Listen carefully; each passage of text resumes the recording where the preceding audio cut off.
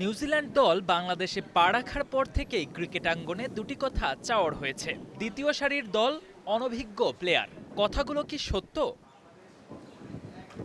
প্রথম নাকি দ্বিতীয় সারির দল সে তর্কে পরে আসা যাক।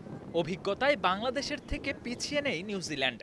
টাইগারদের ১৫ জনের টি-২০ স্কোয়াডে দুই নতুন মুখের বিপরীতে কিউইদের ১৬ জনের স্কোয়াডে অভিষেকের অপেক্ষায় আছে ৩ জন। বাকি সবারই আছে আন্তর্জাতিক টি-২০ খেলার অভিজ্ঞতা। দু দলই এখানে প্রায় সমানে সমান হলেও ঈশ্বধী এগিয়ে রাখবেন নিউজিল্যান্ডকে। শর্টার ফরম্যাটে ১৪০ ম্যাচ খেলার অভিজ্ঞতা আছে এই স্পিনারের। অন্যদিকে বাংলাদেশের হয়ে সর্বোচ্চ ১২০ ম্যাচ খেলেছেন লিটন দাস।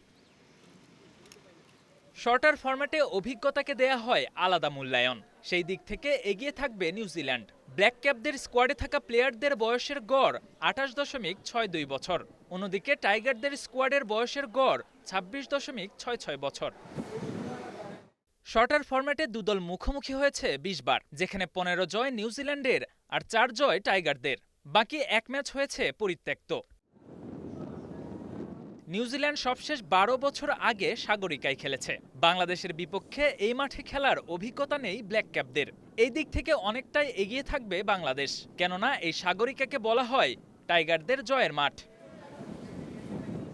সোমবার থেকে শুরু টি-২০ সিরিজ। ক্রিকেট ভক্তদের মুখে টাইগাররা ফেভারিট। মাঠ আর ঘরের দর্শকদের ক্রাউডেও এগিয়ে থাকবে টাইগাররা। তবে সিরিজ জিততে হলে সতর্ক থাকার কোনো বিকল্প নেই লিটনের দলের।